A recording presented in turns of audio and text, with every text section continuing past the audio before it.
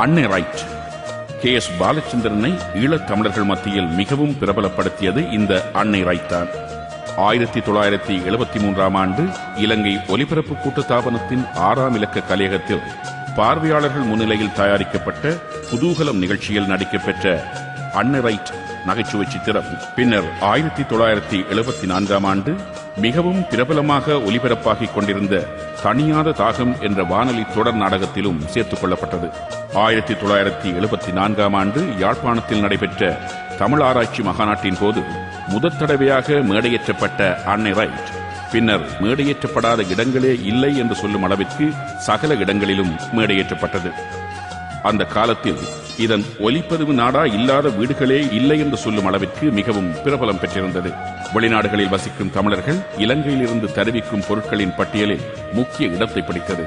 பல்லாயிரக்கணக்கான தமிழர்களை மகிழ்வித்த அன்னை ரைட்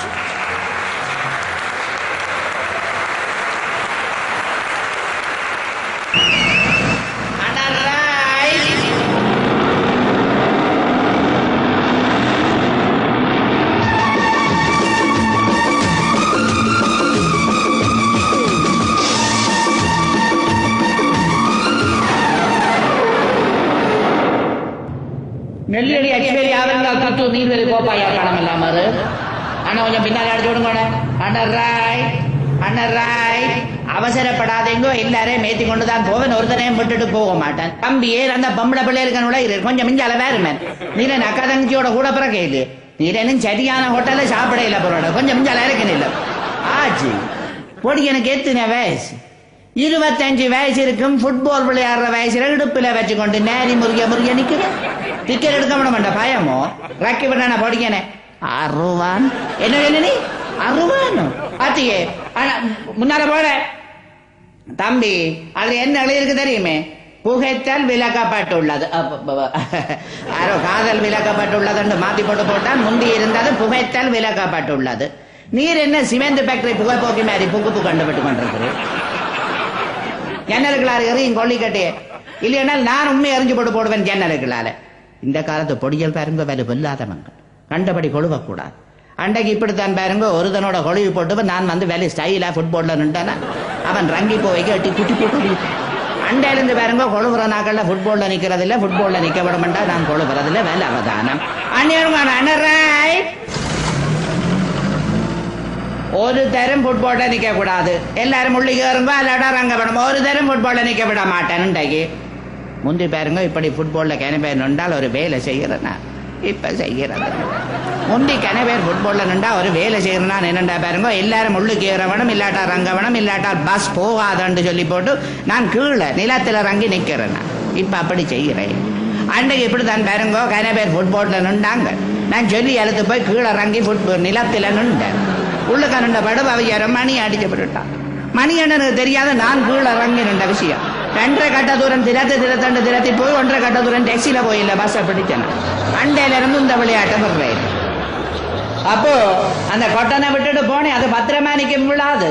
ஏதோ தூண் பிடிச்ச மாதிரி இறுக்கி பிடிச்சோன்னு நிக்கிறேன். தம்பி முன்னால இருக்கிற ஐயாவோட கோபமே ஒட்ட பேப்பர் தள்ளி முன்னுக்கு கிட்ட நில்லுங்க.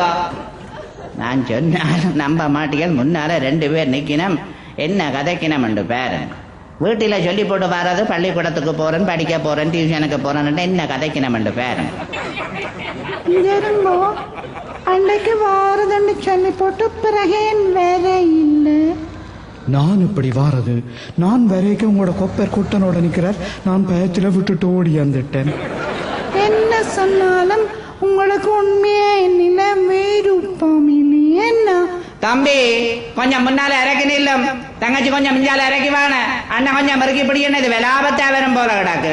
உதார் மணி அடிச்சது.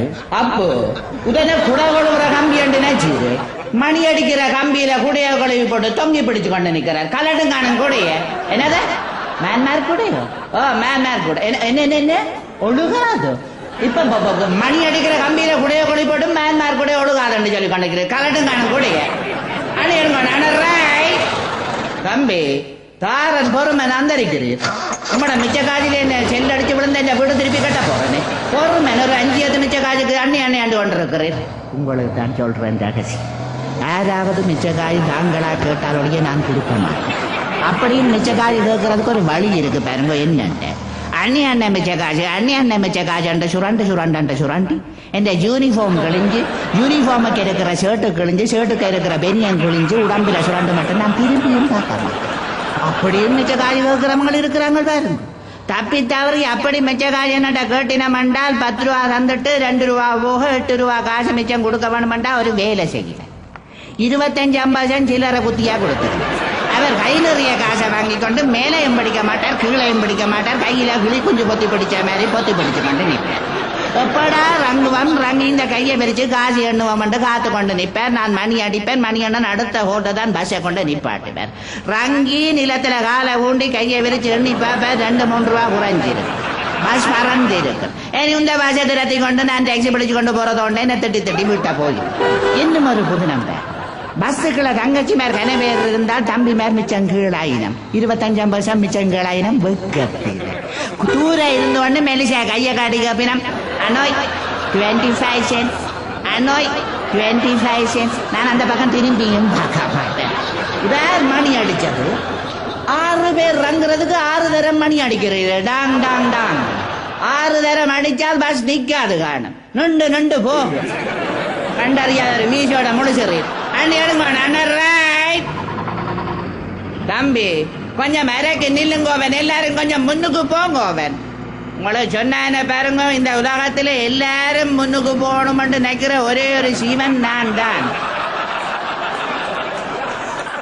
அண்ணா ஹோல்ட் ஆன். புறாப்புறக்கி தம்பி அங்கே ஒரு ஒட்டகச்சிவிங்க, இங்கே ஒரு ஒட்டகம்.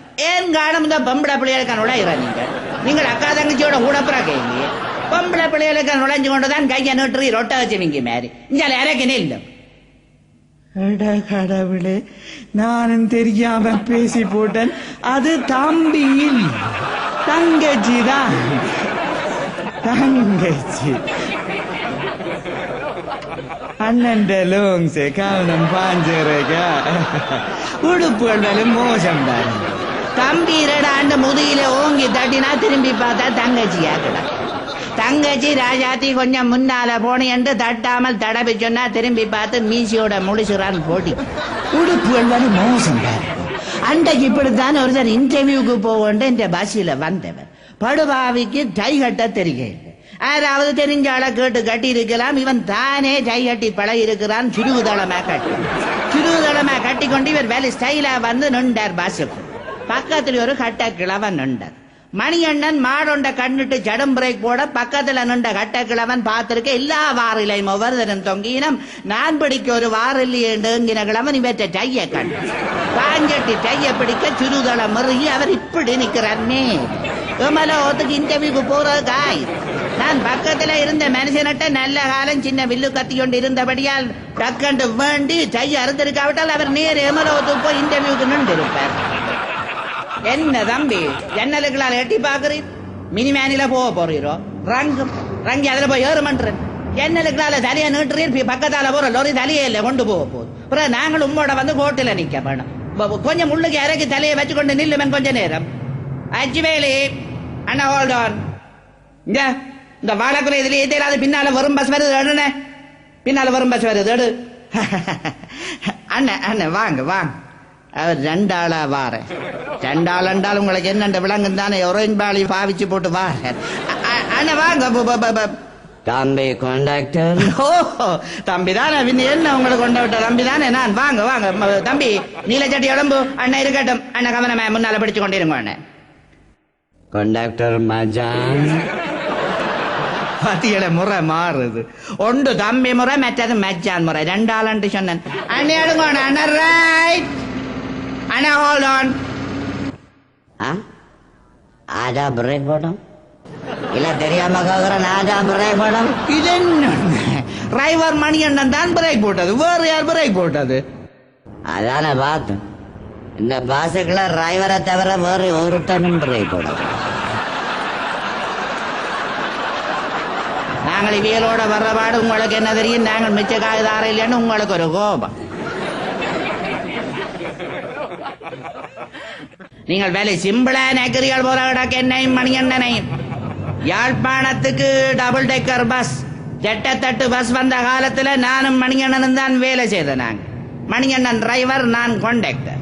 ஒரு நாள் யாழ்ப்பாணம் பஸ் ஸ்டாண்டில் மணியண்ணன் கொண்டு வந்து ஜட்டத்தட்டு பஸ்ஸை அடிச்சு போட்டு நிற்கிறேன். நானும் அன்றைக்கு நல்ல ஸ்பெஷலாக உடுப்பு போட்டு கொண்டு போய் டக்குண்டு டிக்கெட் கிழிச்சு கொண்டு நிற்கிறேன். ஜனம் கியூவில் நின்று டிக்கெட் வேண்டது. புதுநம மியூசியத்துக்கு போன மாதிரி ஒரு கிழவன் ஓடியந்து கியூக்களால் விலத்தி ஓடியந்து, தம்பி இந்த மேல் தட்டங்க போது கீழ் தட்டங்க போதுன்னு நினைக்கிறேன். நான் உடனே வெற்றிக்கு சொல்லையில பாடித்தான் சொன்னான், மேல்தட்டு அச்சிவேலி கப்பு கீழ்த்தட்டு ஆவரங்கால் கப்பு. கிழவன் சொல்லிச்சது, ராஜா நான் அச்சிவேலிக்கு தான் போகணும்ட்டு படபரண்டு என்னட்ட டிக்கெட்டை பண்ணி கொண்டு கிடக்குடுக்கட்டு மேலே ஏறி ஓடி.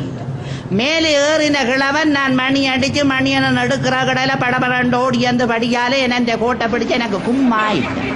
என்னண்டு கேட்டா யாரை காணும் போய் காட்டுரு. கீழ்த்தட்டுல டிரைவர் இருக்கிறான், மேல் தட்டில் அந்த அடி பார்த்தான் டிரைவரை காண. இப்படி இடைக்கிட நாங்கள் பாடி விடாவிட்டால் இதுல வேலை செய்யல. அது பாருங்க அண்ணா, ஹோல்ட் ஆன். ஆச்சி புத்தூர் ஆஸ்பத்திரி, கவனம் கவனம். தடக்கி விழுந்து 2 நாள் கூட படுக்க போறேன். கவனம் இறங்கண அண்ணா, எடுங்க அண்ணா. ரைட். இந்த காலத்து பொடிகள் பாருங்க உண்ணா. அன்றைக்கு ஒரு பொடியன் கை நிறைய புத்தகத்தோட வந்து பஸ்ஸுக்கணுண்டா. நாங்களிடம் தம்பி எப்படி நீர் நல்ல கட்டிக்காரனோ ஓ மண்டு சொன்னார். நான் உடனே கேட்டன் சரித்திரத்திலே ஒரு கேள்வி. தம்பி, கண்டி மன்னன் கடைசி மன்னன் விக்கிரம ராசசிங்கனுக்கு கடைசியில் ஏற்பட்ட கதி என்ன டக்கண்டு நான் கேட்டேன். படியன் உடனே டக்கண்டு மறுமொழி சொல்லி போட்டான். படியன் உடனே சொன்னான், அதோ கதிதான். படியன் வேலை ஒண்ணா.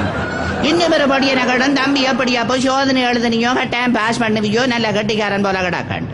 படியன் சொன்னான், அண்ணே நான் சோக்கா சோதனை எழுதுனான், ஆனால் கட்டாயம் பாஸ் பண்ண மாட்டேன்.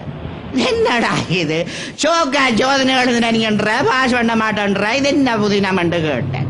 உடனே பொடியன் சொல்லிச்சுது, அண்ணன் நான் சோக்கா சோதனை எழுதி போட்டு கேள்வி பேப்பரை கொடுத்துட்டு மறுமொழி பேப்பரை மறந்து போய் வீட்டை கொண்டாக்கிட்டேன். பிள்ளைகளுக்கு சரியான ஞாபகம் மறதி.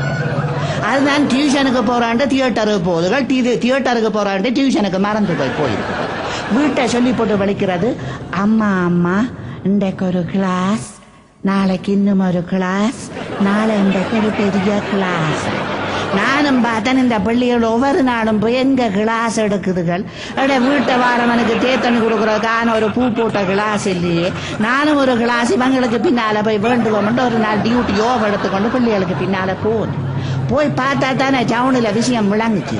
ஜானி தியேட்டர்ல சரித்து, மனோரா தியேட்டர்ல பூமி சாஸ்திரம், ஸ்ரீதர் சினிமாவில சமூக இயல். தனியா படிச்சாலும் பரவாயில்ல, ஜோடியா கொம்பைன் ஸ்டடியில் நடத்துவீனம். அன்றைக்கு இப்படித்தான் பாருங்க, ஒரு பொம்பளை பிள்ளை முன்னால இருந்தது, ஒரு பொடி பிள்ளை வந்து பின்னால இருந்த. நான் அவர் ஏறைக்கே பார்த்தேன், அவற்ற ஸ்டைல் எனக்கு அவ்வளவு முடிவடையில கவனமா பார்த்து கொண்டிருந்தார். இவர் என்ன செய்கிறார் என்று பாப்பம். கொஞ்ச நேரத்தால பார்த்தால் முன்னால இருக்கிற பொம்பளை பிள்ளைக்கு இவர் பின்னால இருந்து கொண்டு மெல்லிசா இட்டி காலால சுரண்டு. அதுவும் நல்ல பிள்ளை போல கிடக்கு. 1 தரம் பொறுத்தது, 2 தரம் பொறுத்தது, தண்ணியும் 3 தரம் தான் பொறுக்கும். 3ஆம் தரம் பிள்ளைக்கு சரியான கோபம் வந்துடும். டக்கண்டு திரும்பி கேட்டதும், என்ன செய்கிறீர் ஏனாக்க விளங்கிட்டது. இவர் உதுக்குற மரமழையும் சொல்ல மாட்டேன். நான் உடனே கையில இருந்த டிக்கெட் புத்தகத்தை மெட்ட கைக்கு மாத்திக்கொண்டு கையை பொத்தி பிடிச்சு கொண்டு கிட்ட போ நிக்கிறேன். இவர் என்ன மறுமொழி சொல்றாரு பார்த்து போட்டு இவருக்கு ஒரு கும்மலுண்டு கும்முமா. என்ன செய்கிறீர் என்று பட்ட கேட்ட உடனே பொடியன் டக்கண்டு சொன்னான், ஏஎல் செய்கிறேன். நான் பொத்தின கையை பிரிச்சு போட்டு பழையபடி வந்து டிக்கெட் புத்தகத்தை அந்த கைக்கு எடுத்துக்கொண்டு பேசாம டிக்கெட் கொடுத்து கொண்டு நிற்கிறேன்.